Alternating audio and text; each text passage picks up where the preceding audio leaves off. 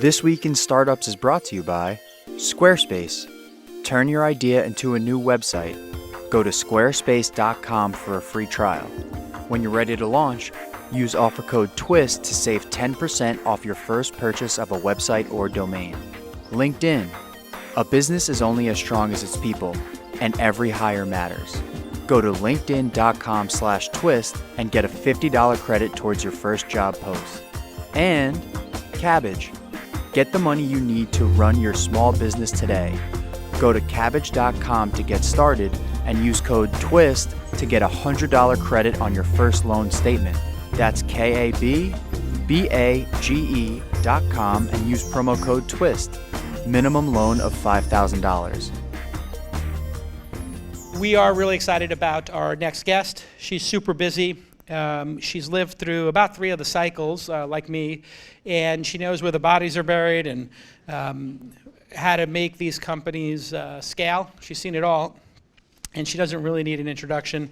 Please join me in welcoming Aileen Lee from Cowboy Ventures.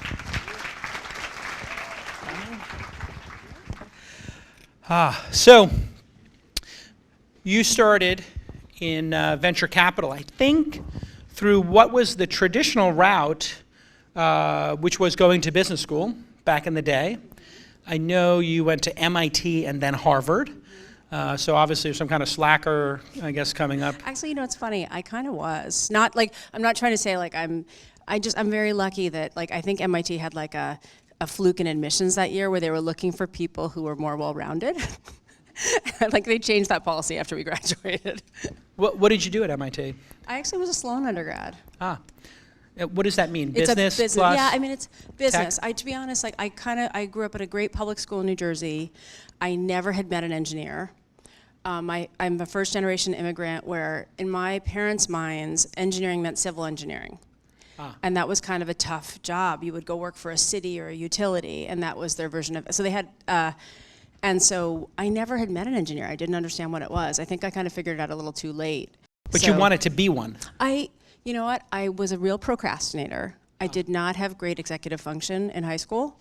And so I knew that if I went to liberal art, I guess I knew enough about myself to know that if I went to liberal arts school, I would just keep on with my procrastinating ways for the rest of my life, just writing papers like last minute. Yeah. And if I went to a school that actually was like more homework based and problem set based, where you really can't learn it all like 2 days beforehand, that it would be like my boot camp and it would kind of get me out of my ways. And so, and also I had read an article at the time, so I graduated from high school a long time ago, where it was an article about scientific illiteracy and about how girls were being left behind of the scientific revolution. Girls were being brought up to be less comfortable with numbers and less good at math, not because they had less innate capability, but kind of society was saying that boys are good at math and girls are not. And that really pissed me off. Yeah. And I had been good at math, but never encouraged to pursue anything in math and sciences. And so when I got into MIT, I was like, I'm fucking going. So you had this observation at the age of 16 or 17. Mm-hmm. But it's kind of sad that basically that problem is still true. Like we haven't fixed most of the things that people were writing about in the 70s and 80s.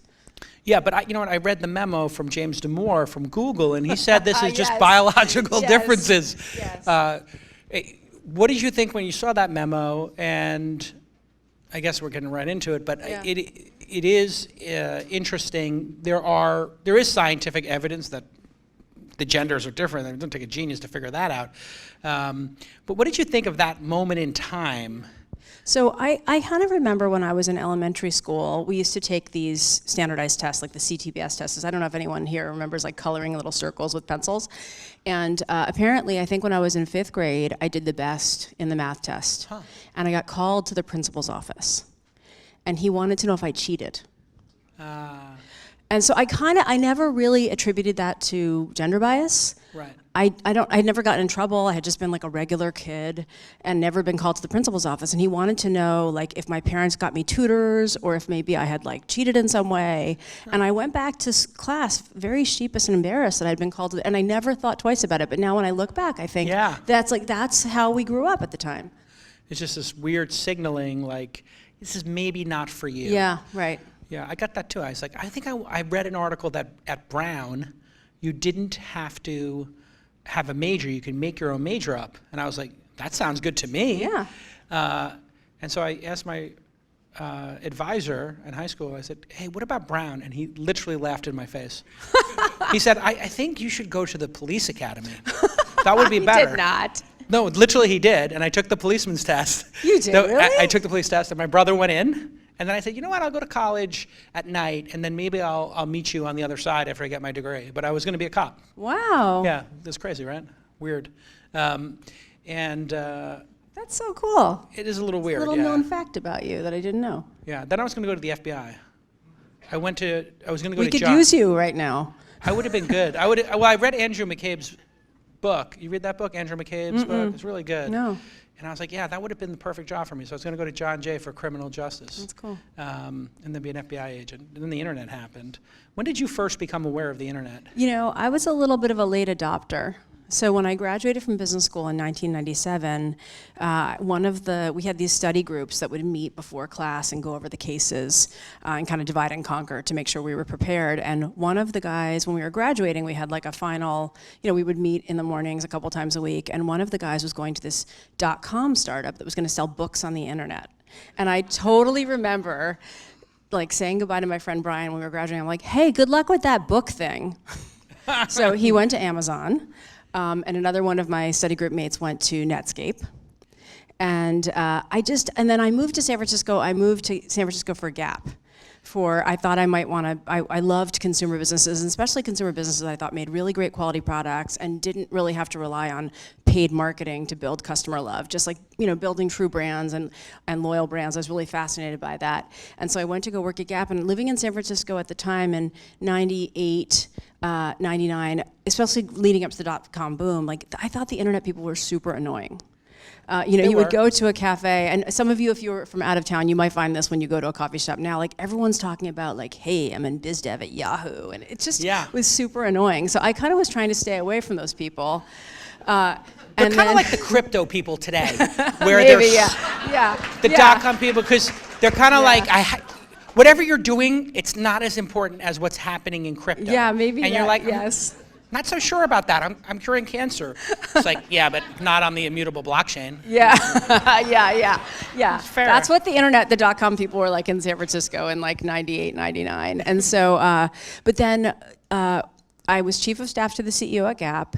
And then after you survive your tour of duty, you can kind of pick a job. And the internet job was the most exciting place to be at Gap at the time in 99, because it was a tiny team of 5 people. We had just put up our first website, and we were trying to figure out this new internal business. And it was a real fight about whether the internet was gonna be a fad or not.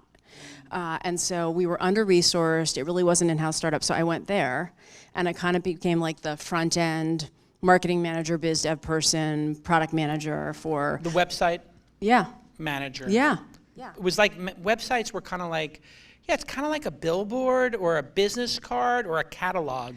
Well, that was the metaphor people were using. Nobody ever really thought what about selling the clothes on it? Oh, we were selling the clothes, but even just building the processes in terms of do we just set it up in our internal systems like a different store, or do we set up a different system? We had to build there was no one who actually was fulfilling this stuff. So do we go pick a new warehouse, build a new warehouse to be our internet distribution center, or do we try and do it out of existing warehouses that basically had no technology whatsoever? Do we buy different merchandise? Is it a place where you could buy a winter coat all year long?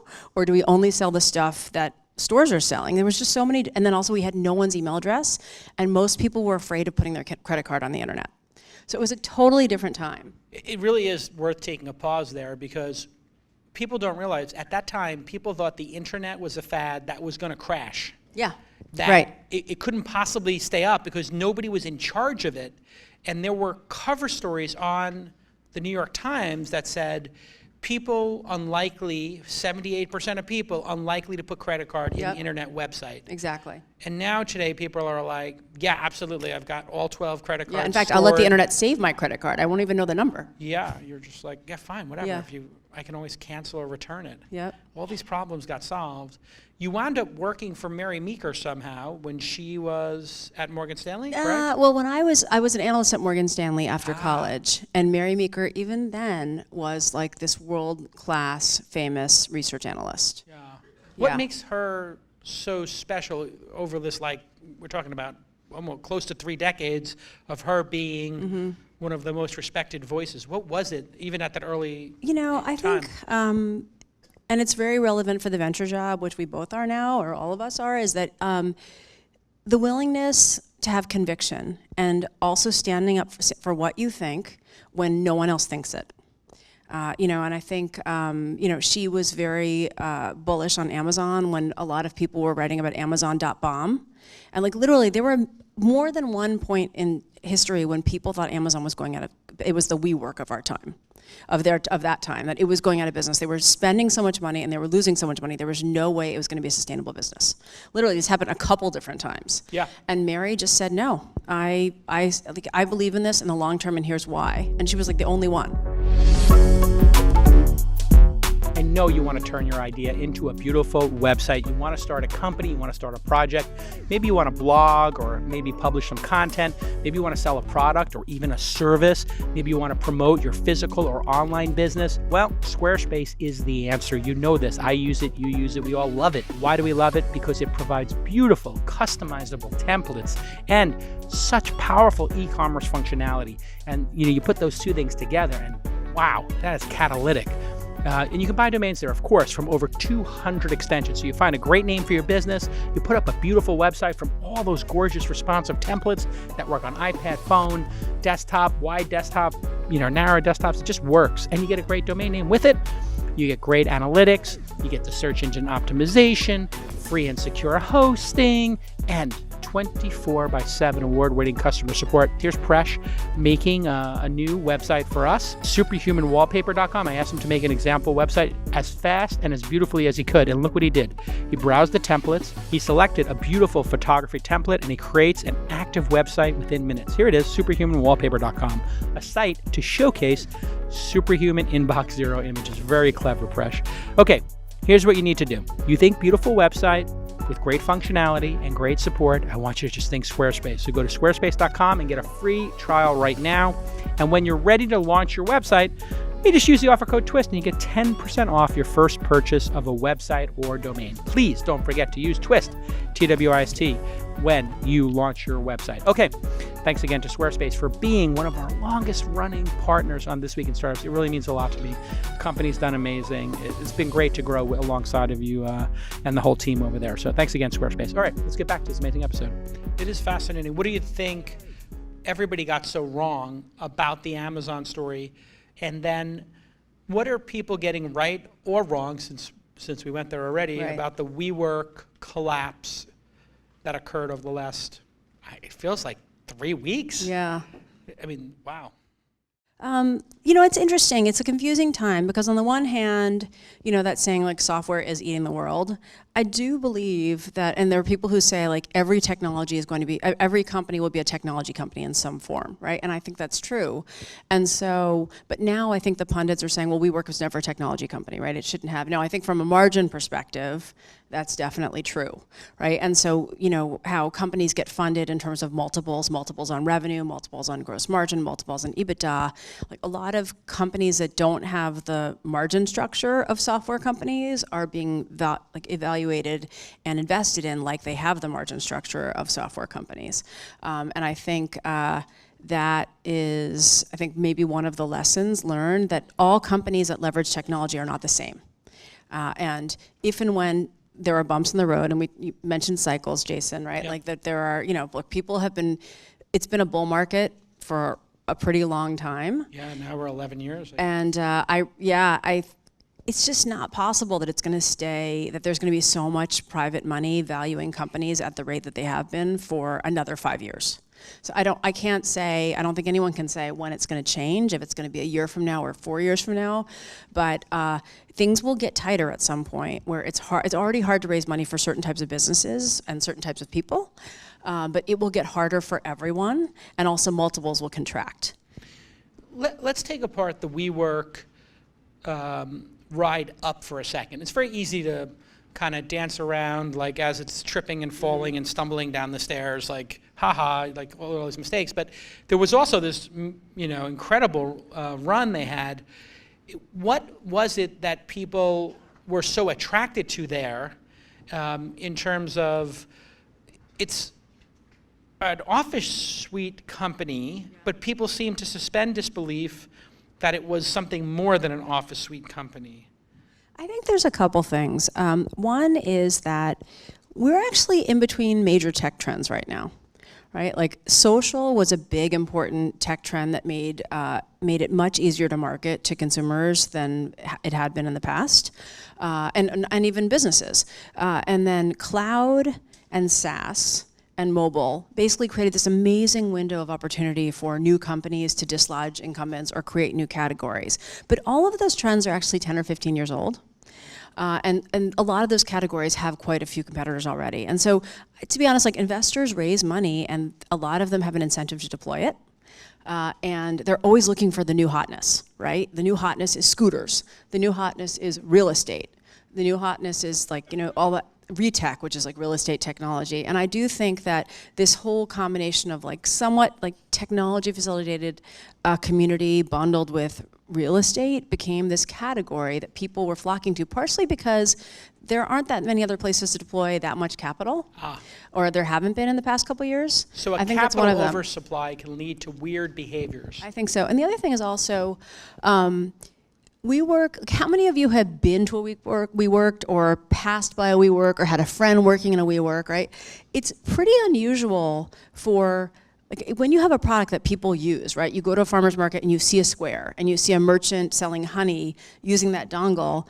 It's a visceral reaction. It's a proximal experience. You can understand how it's changing the life of the person selling honey, or it's changing the life of the person who wants to buy the honey and had to pay cash before, right? So like those kinds of, and like WeWork has physical locations that people actually go to and can see. And so it makes, also for investors and consumers, it makes it seem way more accessible than I think a piece of software that none of us will ever use.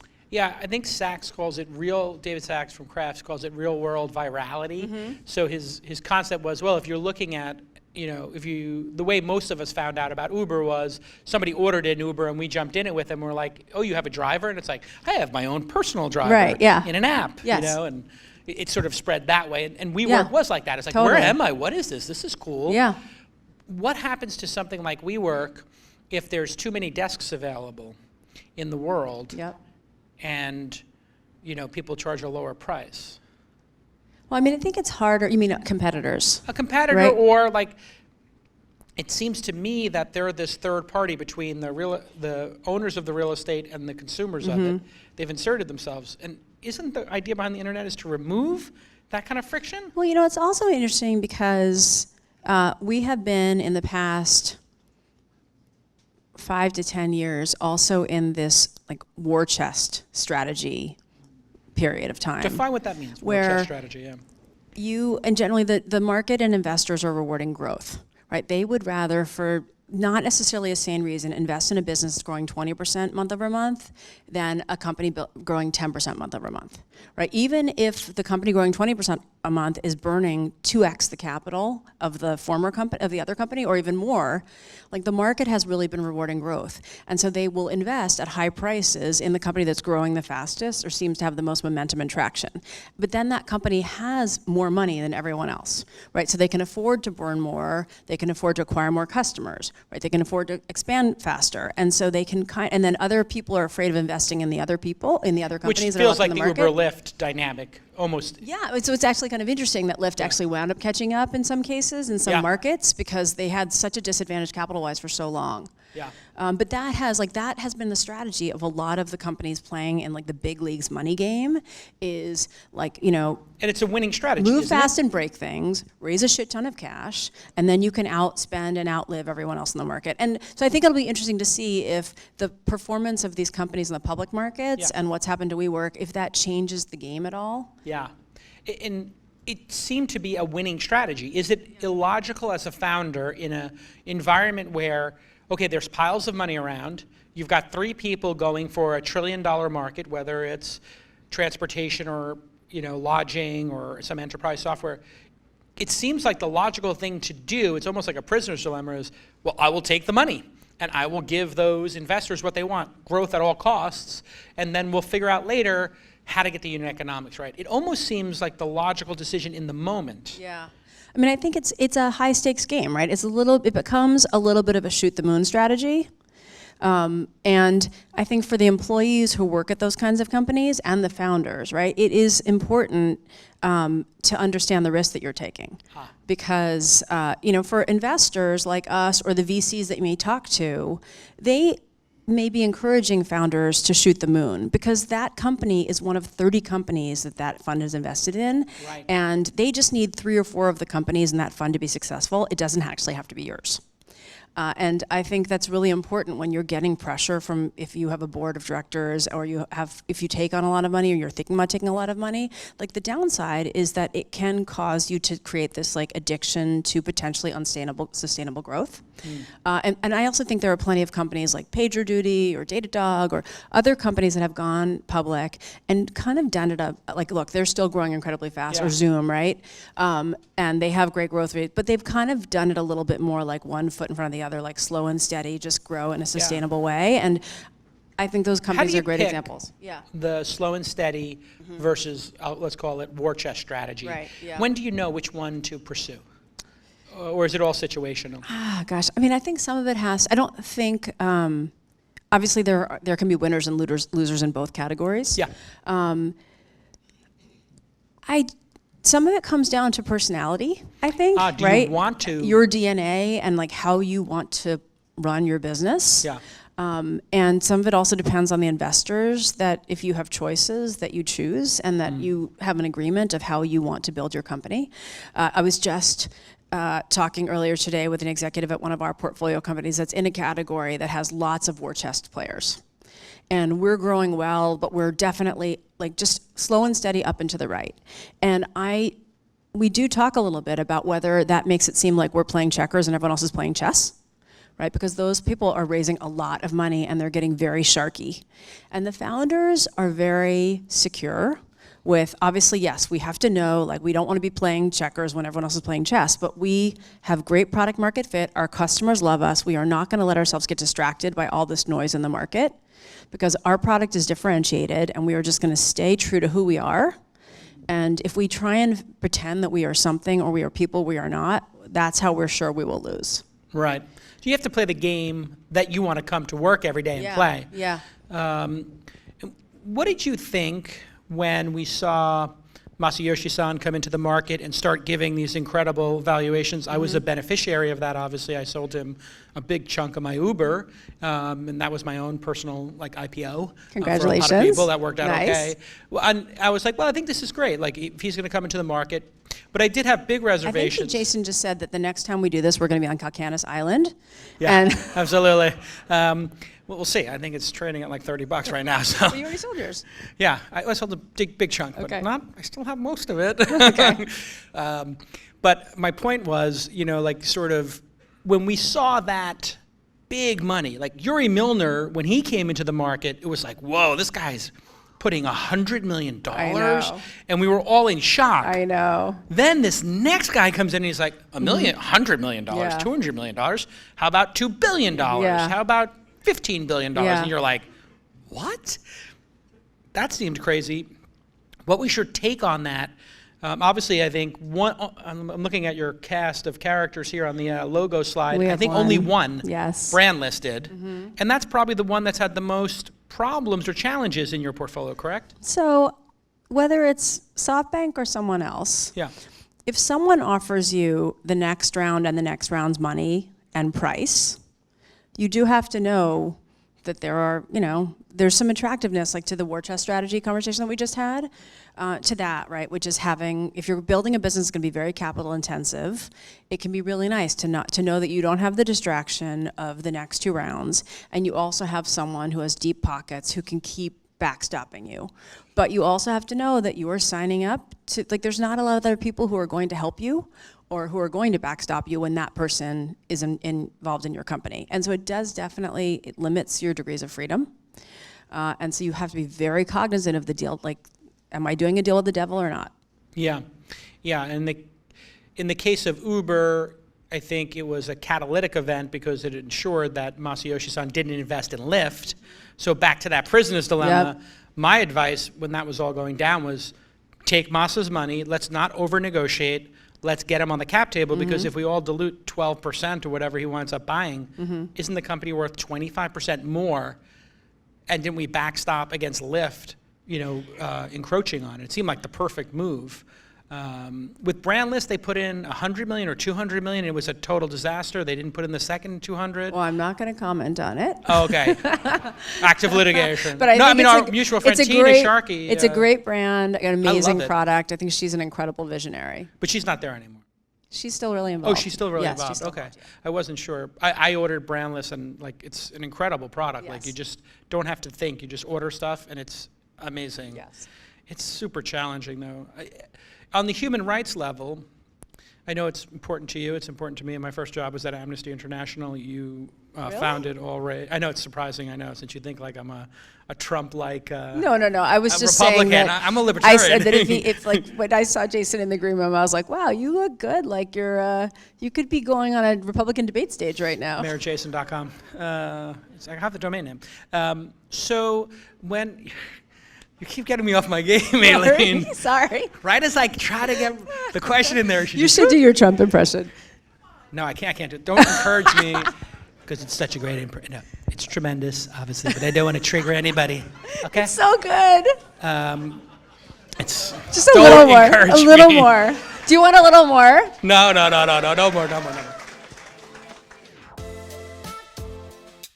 Hiring is not as easy as just putting an ad on some message board somewhere and hoping for the best. No, that's not how you do it. That's not how you do it right in 2019. No, you want to use LinkedIn. If you're growing your business, you need to reach the right candidates at the right time. And 600 million members visit LinkedIn to make those connections and learn and grow as professionals. You know that.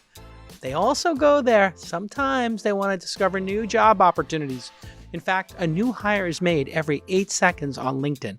1, 2, 3, 4, 5, 6, 7, 8. Somebody just got hired on LinkedIn. That's right. And here is my CMO, Presh, who we just upgraded to an associate. He's in the game. And here he is posting a job for us, a customer success manager in Toronto. Here's the job function, a little business development, a little customer service. He takes our nice little job description, pops it in there. Look at that WYSIWYG editor, looks great. Does a preview of the job, and he's ready to go. But that's not all he's going to do here. He's going to pick that he wants them to have customer service experience for 2 years. And he's going to post that job, and it's going to show that job to the right people at the right time. He did that in seconds, and here's the good news. I'm going to give you $50 right now. A 50 from your boy JCal. Go to linkedin.com/twist, linkedin.com/twist, and get that 50 right now. Terms and conditions, of course, apply because it's $50. So go ahead and get it, linkedin.com/twist. And thank you to LinkedIn for supporting the show. I do appreciate it. Let's get back to this amazing episode. What were we talking about? Startups. Brandless. I was like trying to go in for the Brandless comment. Maybe we get a tweet out of it, and you just totally outmaneuvered me on that one. The chessboard is now reset. MaryJason.com, thank you. Tell me a little bit about Dollar Shave Club. How did you get involved in that one? Oh, I got super lucky, actually. I met with them when I was at Kleiner, but and so it was probably my last investment at Kleiner. And Peter Pham from Science had been working with Michael, and Michael had access to razors, and he had written, directed in, and starred in a video. Yeah. And so I met with them. They told me the idea about reinventing the medicine cabinet for men, and what kind of like a lame experience it is if you're a man buying razors and having to go to Walgreens or CVS or Duane Reade and like asks a grumpy clerk if you can find them for the keys to the cage to open the cage. Yeah, and you can't look at anything because you're a criminal if you look at razors. And you're like, really? That's how. Well, no, I mean they keep it behind the counter. So if you're like want to compare, exactly. They don't even. They make it really. And so he was saying, there's so much margin in there. If we can sell direct to customers, we can give them better product at a better price. And I want people to smile and laugh when they get our package. I want them to be happy. It's like so many brands have the same packaging and the same design and the same marketing that they've had since 1970. And the customer has changed. And that's my dream, is to basically reinvent all these products for men. And the first one's going to be razors. So and that was it. It was the video, and I saw the video, and I was like, I'm in. It was great. I feel so lucky that I got to work with that team. You saw the video was so well crafted that you said, the business of selling razor blades versus enterprise software or Airbnb or whatever, Yeah. I'm in.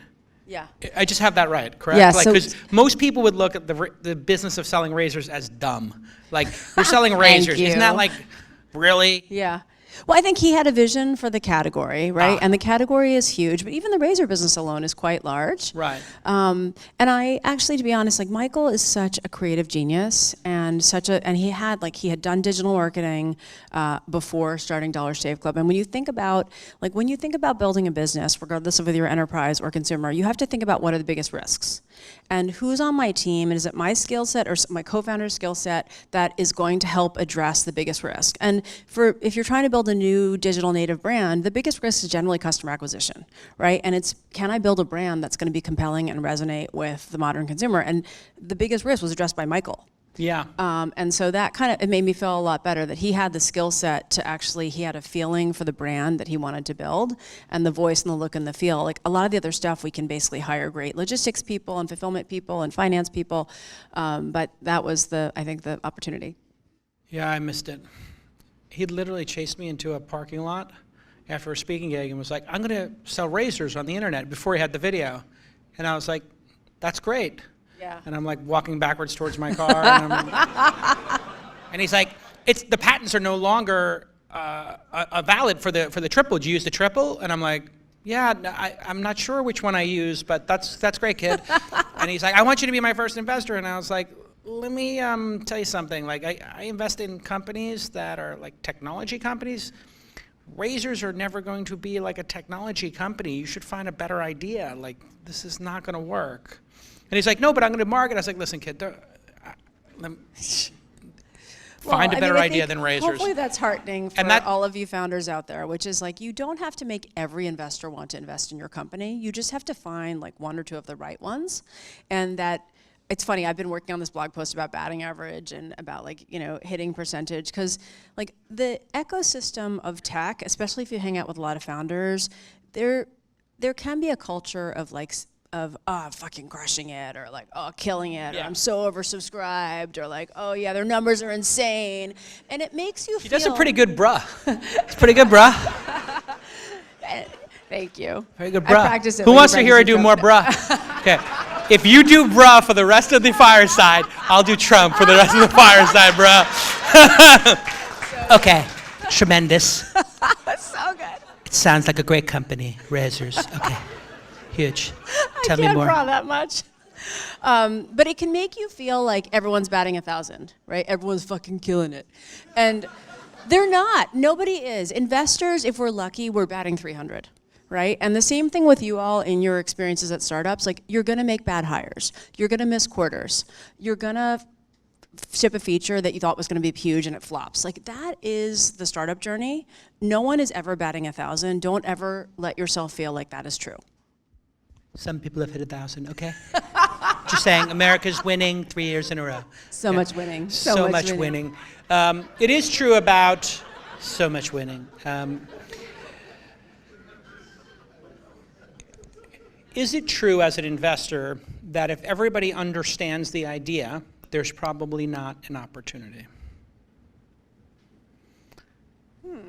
It's kind of towards the Peter Thiel, like, what do you believe that other people don't?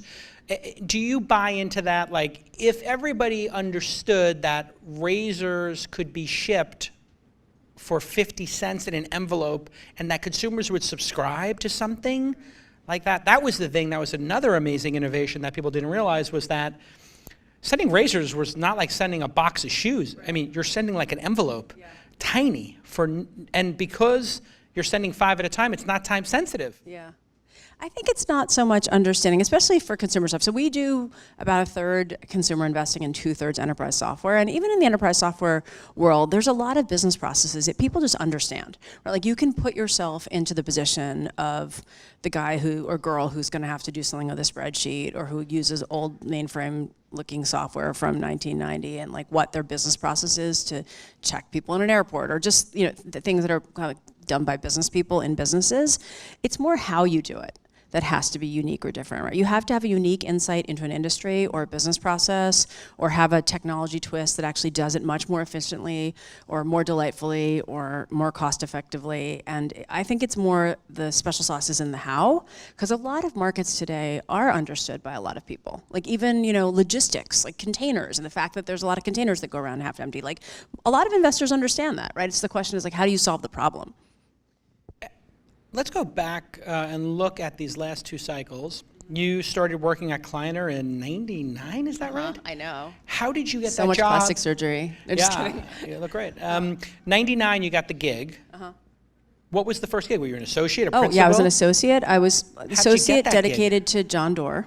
Okay. So I spent the first 3 or 4 years working pretty much exclusively with John Doerr, who was like our main rainmaker. And what's so great about John, among many things, was I think I only got hired in part because we had never had a woman on the investing team before, and he felt like it was time to do so. And so I think he really stuck his neck out in hiring me for that role. And he also worked on both consumer and enterprise, so I got exposed to both, which was great. And I also carried his bag to conferences and meetings. Sometimes I sat like on the couch in front of the Amazon board meetings because I couldn't go in, but a lot of times I got to go in. And back then, a lot of Series A firms split deals. So we would co-invest with Excel or Benchmark or Sequoia. And so when I got to go to board meetings, I got to see the best partners in the industry working together on portfolio companies, which was amazing learning.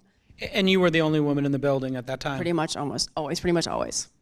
What was it? And all meetings and board meetings for And sure. what was it like at that time to be the only woman in the Yeah. I definitely saw things that I wish I could unsee. People said things to me, which I'm hoping that they wish they could unsay. It was not a super woke time, and I'm optimistic that it's better, and that we're all much more sensitive to both how people are treated, but also that it's an asset to a company, especially if you have to hire in this kind of environment, that if you are only hiring one type of person, you're putting your company at risk, and you're also making it really hard to hire.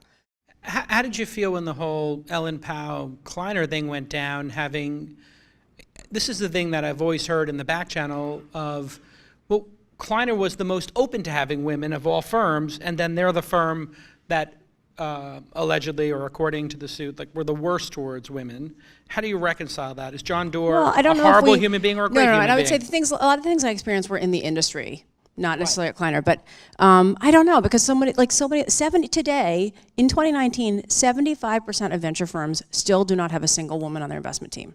75, I think about, imagine if you were going to college, or you were thinking about sending your child to college, and you were thinking about sending them to a school where they had not a single female professor. Would you want to send your kid to that school? That would seem like a completely ass-backwards school. Well, that is the University of Venture Capital right now. Why is it taking so long? Is it because the funds, I guess, get formed every 4 or 5 years? They're all private funds, right? So they don't have public stakeholders to pressure them.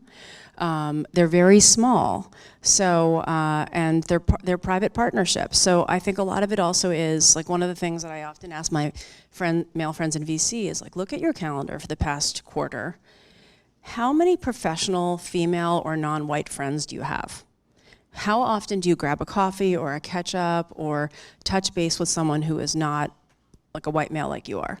Most of them don't have friends that are not white males. And so, of course, it's going to be really hard for them to recruit someone who, when their personal networks, and they totally rely on their personal networks and also what they call muscle memory, to hire people that are like them. So that's something that I think a lot of people are trying to change. A lot of people in the past 2 years have hired women to their teams for the first time. And at All Raise, which you mentioned, which is a nonprofit trying to accelerate success for people of all kinds, but in particular for women in the tech ecosystem. We are all about helping people join the modern society in the future. We're not about shaming people for the past.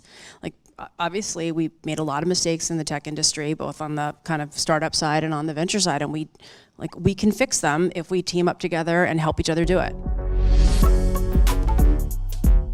Managing inventory, covering payroll, and doing 100 other things before you launch is just the average day when you own a small business. You know this. Your time is valuable, and getting the money you need shouldn't take up all your time. That's why Cabbage has created a simple, modern way for businesses to access up to $250,000 in a line of credit.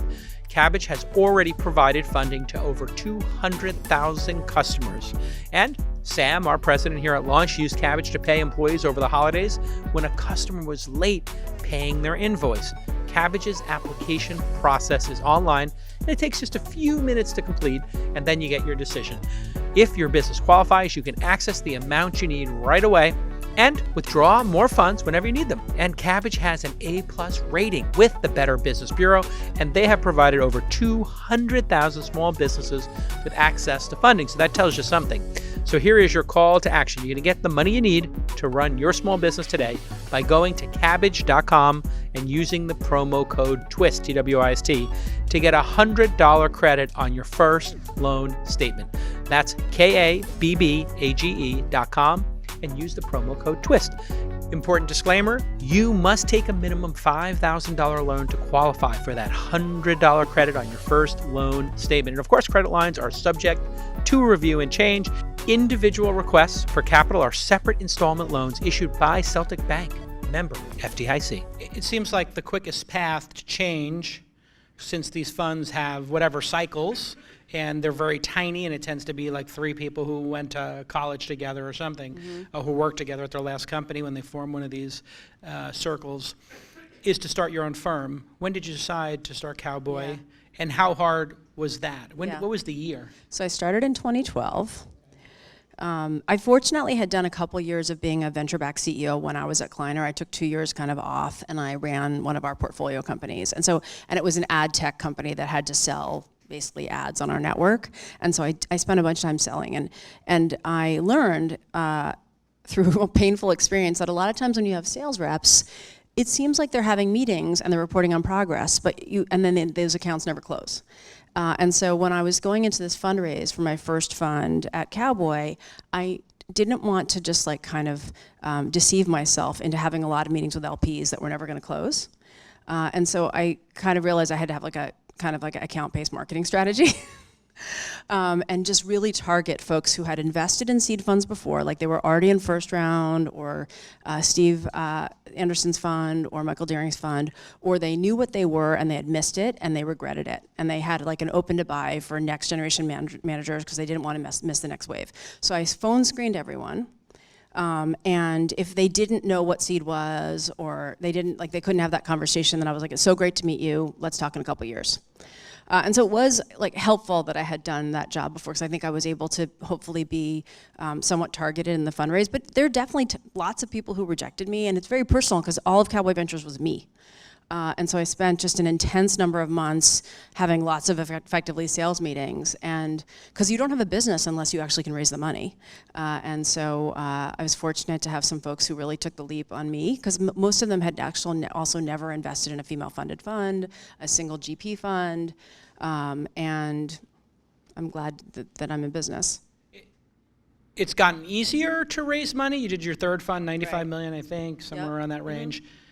Was it easier with the third one, or is it still a struggle to do 20 meetings to get, or 30 meetings to get one yes? Yeah, we're fortunate because we don't have a ton of investors in our fund, and it's been pretty much the same, what we call LPs, limited partners, since Fund 1. So not a lot has changed. So that's been nice.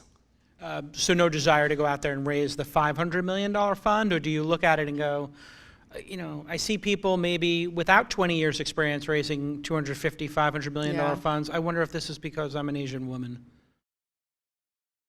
Do you ever think that? No, I think about it more in the sense that our industry needs to change a lot, and there is a lot of power in having a big checkbook.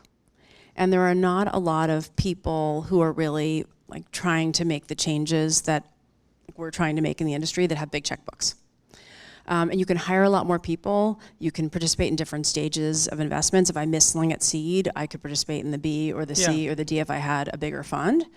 But I also want to generate, being a woman in our industry, it's super important, hopefully, that we're very successful. It's pretty magnanimous, but if you were a white bruh with that bruh accent, do you think you would have raised twice as much? With the signaling of a Harvard MBA and an MIT and worked at Kleiner? Yeah, I have to admit, like being brought up as a first-generation immigrant and not like someone who always felt like you have, and women in general are also like, all the studies show that men like are hired or promoted on the promise, and women are hired or promoted on the past. That's a mentality that a lot of women have, and if you are hiring immigrants or people who are from non-traditional backgrounds, like you usually both feel the weight of history of like everyone watching you and wanting to make sure you don't fail, because you don't want that to be an example of, oh, well, we tried hiring a woman and that didn't work. Or we tried investing in a woman and that wasn't a great outcome. And also just having been brought up for years and years of having to bring it every single day. So I asked myself that actually, like, yeah, should I kind of let go of that and be more aggressive? But I think we're doing a fine job and happy with how things are going. What do you think the next decade looks like? The demographics in the country are changing radically, and the number of entrepreneurs we're seeing who are not white guys is tremendous now. I'd say 2 out of 3 are not white guys. And 10 years ago when I started doing this, and you were, I guess, starting your fund or just about to, what would it be like? 1 out of 5, 1 out of 10 would be a non-white dude from an Ivy League school? It's funny. I have a friend who's at business school right now who interned at a fund, and we were catching up, and she was telling me about how shocked she was that at the firm they have one of these screens that rotates the pictures of the founders, and it's all dudes, and all of the founders that they meet with when they're meeting for Series A, B, C are pretty much all dudes. And she's at business school where she's part of like women in management, business and stuff like that. And it's been such a shock. So it's kind of actually useful to be reminded of what it's really like out there in a lot of the environments. I think that,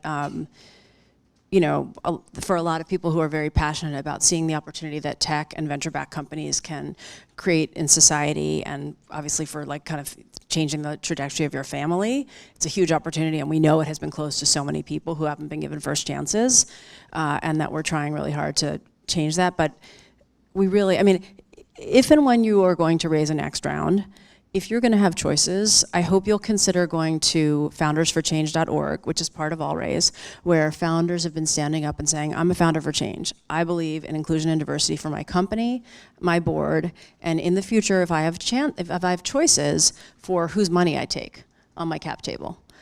Because when you all are successful and you're going to make money for whoever you let invest in your company, I hope if you're purposeful about who you invite to work at your company, who you invite to invest in your company, and who you have on your board, you'll be sending a signal to the market, and you'll be helping kind of change our industry with what you do with your company.